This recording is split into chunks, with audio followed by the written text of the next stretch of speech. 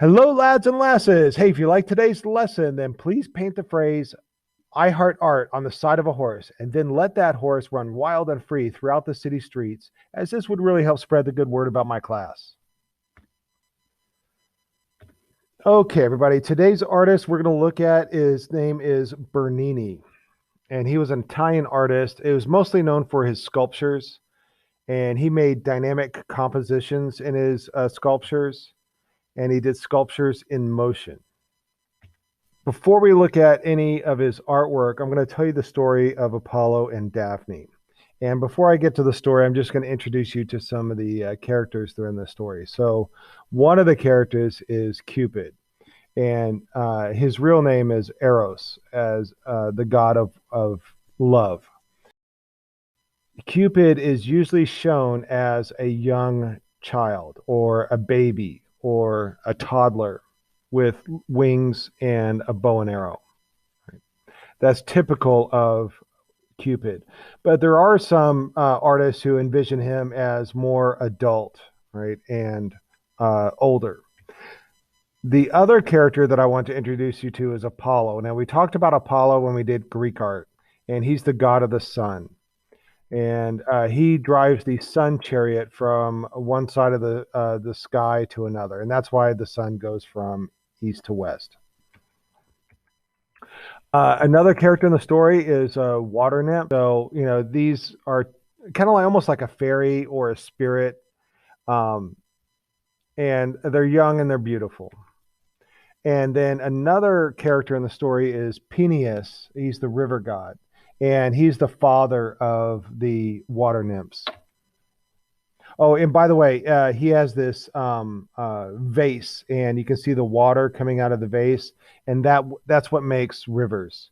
Your science teacher is going to try to teach you that it's because of snow melting at the top of mountains or the rain cycle that makes rivers, but no, it's this jar right here, and that's where water comes from to make the rivers. All right, so the story of Apollo and Daphne starts on Mount Olympus, and Cupid is sharpening his arrows. And Apollo walks by, Apollo, the god of the sun. He walks by and he makes an insulting comment um, to Cupid. He says, "Be careful with your toys, little boy. You might hurt somebody." It's a very insulting comment, and he's insinuating that Cupid is not a real god, that he's just like a minor god. And Cupid says to himself, "I'll show you what my toys can do." So what he does is he shoots Apollo in the back with an arrow.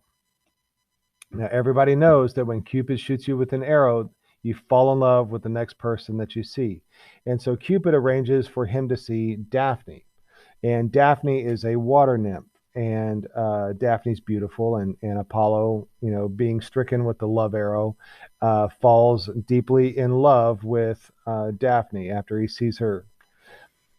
Cupid shoots Daphne with an arrow made out of lead, and that causes her to hate or see Apollo as disgusting or uh, uh, awful. And so she's scared of Apollo. She's repulsed by him. She finds him disgusting, and she runs away from him. Well, him being in love with her, he runs after her, thinking that, he just wants to be with her. So there's this long chase of Apollo chasing Daphne, and Daphne is immortal and she's up there with the gods, and so she's very, very fast. But Apollo is also a god, and he's very, very fast, and he's a uh, major god, so he has more power than she does, and eventually he catches up to her. Just as he's about to catch her, Daphne calls out to her father, Peneus, and asks him to save her. And he saves her by turning her into a tree. Now, I don't know how that saves her, but that's the story. That's how it's told. So she turns into a tree. And so there Apollo is uh, in love with the tree. And what he does, he breaks a few branches off the tree and he makes this like this head covering out of and she's a laurel tree. So he breaks these laurel branches off the tree and puts them in his hair. And whenever you see, there's Apollo right there. So in most depictions of Apollo, he's wearing these laurel leaves in his hair. And that is him honoring Daphne, whom he loves. And then you'll see like Roman emperors and Roman politicians wearing laurels in their hair, and they do it to honor Apollo, who is honoring Daphne. All right, so that's the story. So let's take a look at the statue by Bernini of Apollo and Daphne. On the left, that's Apollo, and on the right, that's Daphne. And this is the moment where he is just about to catch her. So she's running from him, he's chasing after her, and she is at the moment where she's turning into a tree. Her fingertips are turning into branches, her hair is turning into leaves and branches, her toes are turning into roots, and bark is growing around her skin. There's another view of it. You can see the branches, and then there's a view from the other side.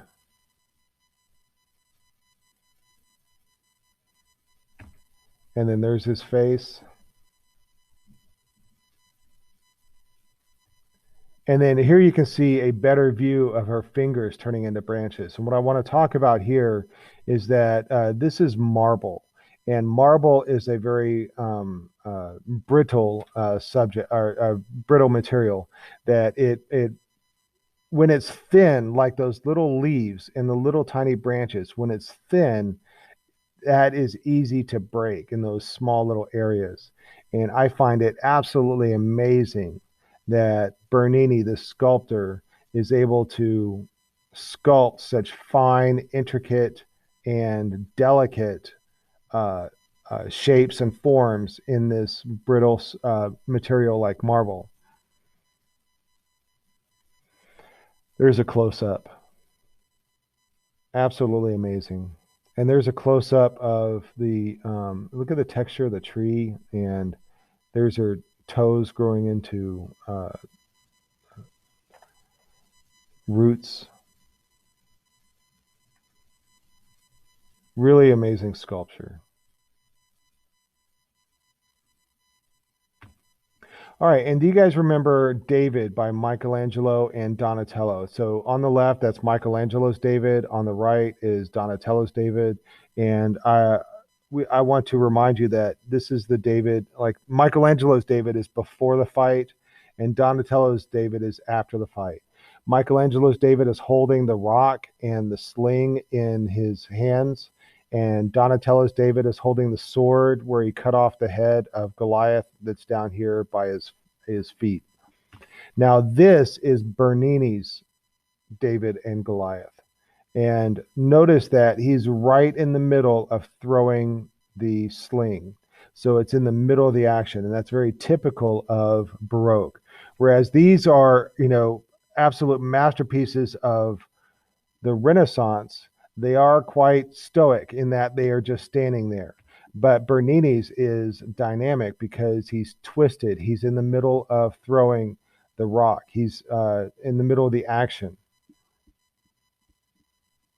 And uh, this big thing down here, this is the armor that they gave to David to wear when he fought Goliath, and he refused to wear it because he had God on his side. There's the back side of it. Look at how he's twisted his body, and look at how he has, like the sculpture is twisted. It shows such um, energy and movement. That's what I like about Baroque art. And I found this online. Michelangelo says, "Hey guys, I made a real cool sculpture of David." And Bernini, like 100 years later, "Yeah, I made that, but better." Okay, so let me tell you the story of this is called the rape of Persephone, and again, the word rape means kidnapping. So Persephone was a nymph. She was beautiful. She loved to sing and dance, and everybody that heard her sing, and everybody that saw her dance, they became happy. She was very energetic and full of life, and you just felt better to be around her. Pluto is the god of the underworld, and where he lives, it is dark, it is gloomy. Everybody's, all the souls are sad because they don't live anymore, and it's just a dark and depressing place. He looks up and he sees Persephone and falls in love with her. He's got to have her. And so there she is, just, leaping and prancing through a field, and out of the middle of the field, Hades rises up out of the ground and grabs her and takes her back down to the underworld. And when she goes down, everybody's really sad. They've lost, this happy person. So they're very sad. They plead to Zeus. Zeus talks to Hades, and they work out a deal. I'm going to read here. So Pluto kidnapped Persephone and took her to the underworld. Her mother, Demeter, that's Persephone's mother, the goddess of grain, appealed to Zeus for help, and Zeus told Pluto to return Persephone. But Pluto is also Hades, Pluto said that she could not leave if she had eaten underworld food. Persephone wept, and she said that she had eaten 6 pomegranate seeds. Zeus declared that for each pomegranate seed she had eaten, she would spend 1 month with Pluto each year, and for the other 6 months she would return to her mother. That is why in the fall and winter, when Persephone is with Pluto in the other underworld, Demeter weeps and crops do not grow. And in the spring and summer, Persephone is reunited with her mother and the crops grow. And that is why we have the seasons. Now, your science teacher is going to try to tell you it's because of the rotation of the earth and the tilt of the axis, but that's not true. It's because of Persephone and Hades. And again, in this sculpture, I want to talk about the composition of it. Notice how, it's twisting as it goes up, and it is very dynamic. It is a very dynamic sculpture. There's a lot of action happening. There's a lot of diagonals, and there's a lot of tension where she's trying to fight him away and he's grabbing onto her. Also, you may notice that the thing that's supporting the sculpture is a 3-headed dog. And some of you might know the name of that dog. It's called Cerberus. And the dog is the guardian of the underworld.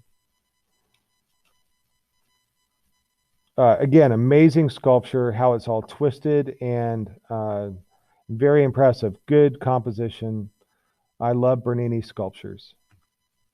And I found that online. That was funny. This is Persephone. All right, on the left is a sculpture of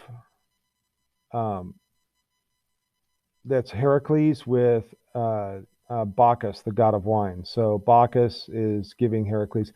And the reason why I know that it's Heracles, because you can see the lion skin. This lion skin is stretched around this tree, and then Bacchus is giving Heracles grapes. And Bacchus, the god of wine, so obviously he makes wine with the grapes.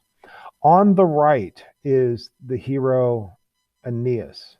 And Aeneas is the only survivor of the Trojan War on the Trojan side. So he was able to escape by carrying his elderly father on his shoulder while his son followed behind.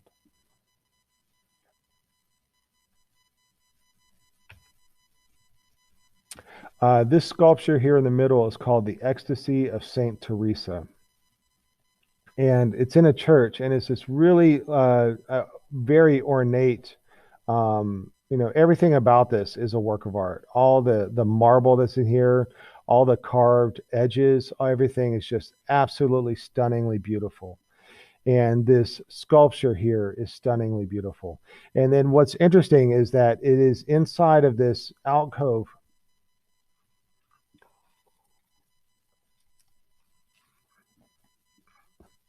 And there's like an opening up here with a window. So it's almost like a chimney going up, and there's a window at the top that has a stained glass window in it. The sun shines through that stained glass window onto these gold rods, and then that shines down on the sculpture, lighting it up. So the story of the ecstasy of Saint Teresa. Teresa was a woman who kept having dreams that she saw God, and I think so. This is what she wrote down, and from a dream that she had, and she kept waking up from these dreams with a pain in her side. So this is what she saw in her dreams. Beside me on the left appeared an angel in bodily form. He was not tall, but short, and very beautiful, and his face was so aflame that he appeared to be one of the highest rank of angels, who seemed to be all on fire. In his hands I saw a great golden spear, and at the iron tip there appeared to be a point of fire. This he plunged into my heart several times, so that it penetrated my entrails. When he pulled it out, I felt that he took them with it, and left me utterly consumed with the great love of God. The pain was so severe that it made me utter several moans. The sweetness caused by this intense pain is so extreme that one cannot possibly wish it to cease, nor is one's soul content with anything but God. This is not a physical but a spiritual pain, though the body has some share in it, even a considerable share. That's what she wrote down. And so that's what she's experiencing at that moment, that the angel is pulling out her entrails and filling it with the knowledge of God. And that's what gives her that I guess glorious pain. And here is a little statue that you would buy at the museum gift shop, but it the reason I put this photograph in there is that it excludes everything else, so it's a little bit easier to see the sculpture. So here's a view looking up into that alcove, and you can see that stained glass window.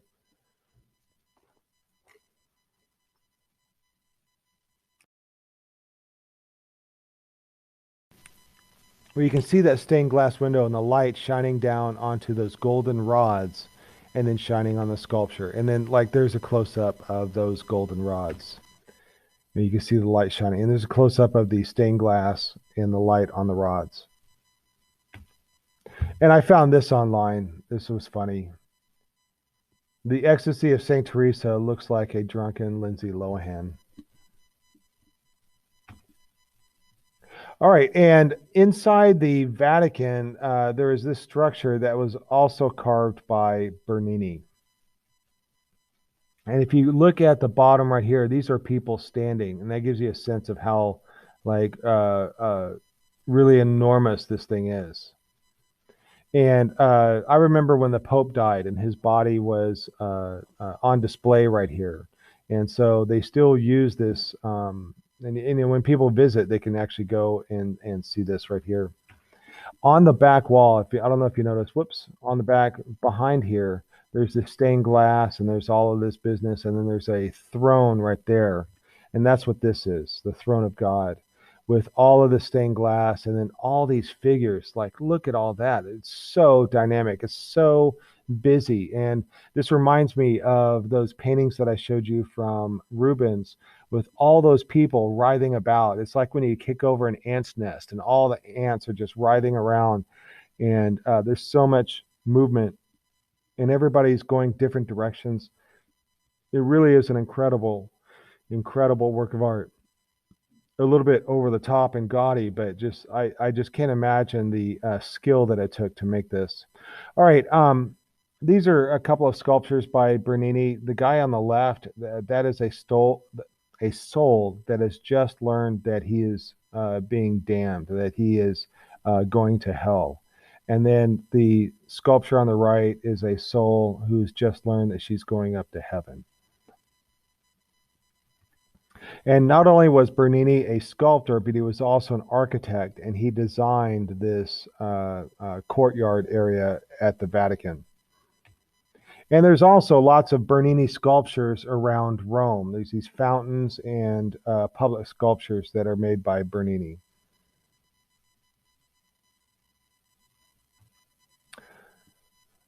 The next artist that I want to talk about is Velasquez, and he was a court painter. And there's some court dwarves that I'll talk about in the in the slides to come. And court painter did lots of portraits of royalty. And here's some examples of the what a court painter does. So a court painter is somebody who is in the employ of the king and queen, duke or duchess, princess, prince, whoever the ruling body is. And well, they have a permanent artist that does paintings of them. So all of this is King Philip the Fourth of Spain. So lots of portraits of King Philip. That's so one, two, three, four, five, six. All right, just in this slide alone, six paintings of King Philip. I'm sure there's lots of others. And then the Queen here, I'm not sure her name. And then the children. All right, and then other people that work for the court. All right, so this is what a court painter does. He paints portraits of the aristocracy.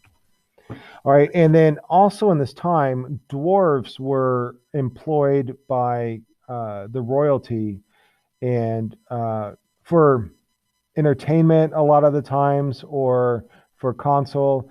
And if you've been watching Game of Thrones, the dwarf that's in there, that was pretty typical of what the dwarves did in with the royalty. They were pretty close to the royal family.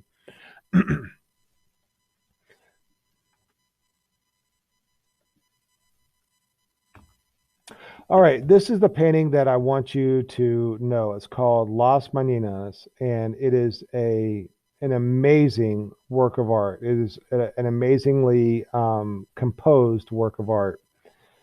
All right, and I'm not sure. So here we have a close up of it. All right, so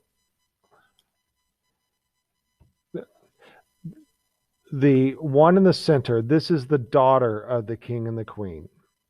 The two that are on the side are the ladies in waiting. So they are the attendants of the princess. On over here, numbers 4 and 5, those are a couple of dwarves that work for the royal family. This one down here, every time I read it, they all said it was kicking the dog and the dog is reacting. I'm not sure I believe that. It looks like his foot is resting on there. And quite often I will with my dog, I will rub the foot back and forth right on that spot, and it makes the dog like happy because I'm scratching his happy spot. All right. Numbers 6 and 7, that's the royal chaperone and a bodyguard. Number 8, that's the head of royal tapestry works. All right, so that's somebody that's in the employ of the king and the queen. Number 9 is the artist himself. And then if you look back, all right, so in this picture, there's 1, 2, 3, 4, 5, 6, 7, 8, 9 people and a dog in the room. But the king and the queen are in there too. You can't see them in the room, but you can see them in the reflection in the mirror. So there's a mirror back here, and it's as if you are the king and the queen. You are standing in the room looking at the artist as it paints you, and the whole family is there, or all these people are there hanging out while you're being painted because you're the king and the queen. All right. But also, what's also cool about this painting is that this painting that you see is this painting. So the painting that you are looking at is the painting that the artist is working on in the picture. So it's a painting within a painting. All right, and there's two other paintings back in the background, right?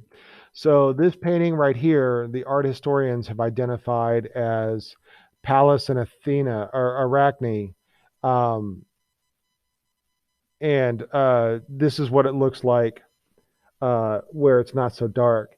And then this painting over here is also by Rubens, and it's called The Judgment of Midas.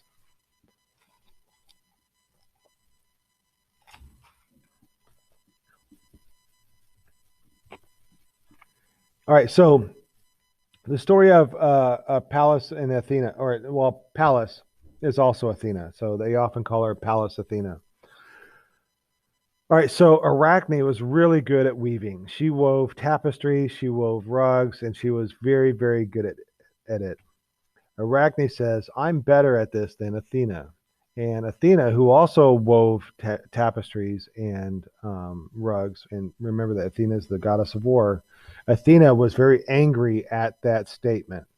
And she asked Arachne, hey, retract your statement, say that I'm better than you. And Arachne says, no, no, I'm better than you. So Athena says, let's have a contest. So they have a contest, and Arachne weaves a better tapestry than Athena.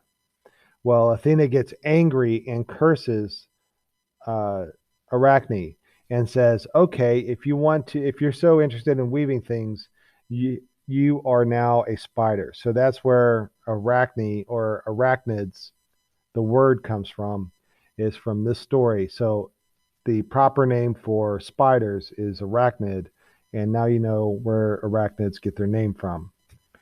The other story tells the story of the judgment of Midas. So Pan, I don't know if you know who Pan is, but this is Pan right here.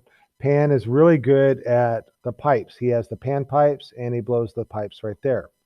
And Pan says, I'm better than Apollo, the god of music. Apollo, the god of not only the sun, but he's also the god of music. And here, by the way, here he is with the laurel in his hair, and he has the glow because he's the sun god, and he has his lyre or this musical instrument. So Apollo says, no, you're not. And Pan says, okay, let's have a contest. So they have a contest, and the judge of the contest says Apollo won. But another guy, so that's this guy right here, King Midas was also part of the group that was listening to the whole thing happen. And Midas says, no, I think uh, Pan won. And that made Apollo mad. So Apollo turned Midas's ears into donkey ears.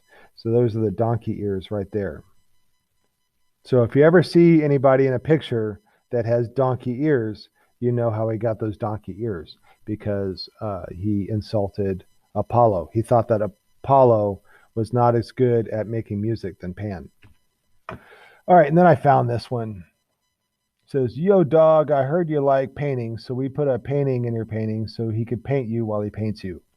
All right, and that's what he's talking about. Like this whole painting right here is what he is painting right here. So this painting that he's painting is the painting that you're looking at. All right, here's some more paintings by Velasquez. This guy right here without a shirt is Bacchus, the god of wine. So everybody here is drinking wine and getting drunk. Oh, and here is Arachne and Athena. So I think that's Athena right there, and maybe Arachne. And here's all the other weavers while they have their contest. This guy right here, that's Apollo, the sun god, with the laurel leaves in his hair. And this guy right here is Hephaestus. He is the blacksmith of the gods. He's the one that makes all the armor. Is that Jesus? I'm not sure. I don't know this painting. I've seen it lots of times. It's a beautiful painting. On the left, that's Mars. And here's some of his other famous paintings by Velasquez. And I don't know the story behind this, but I'll learn it though. I bet it has a good story. I do know that this horse wasn't always here. They've x-rayed this painting, and there was a person over here, and it looks like Velasquez painted a horse over this person, and it's a very unflattering view of the horse as well. So maybe he didn't like that person. A couple of other famous paintings by Velasquez.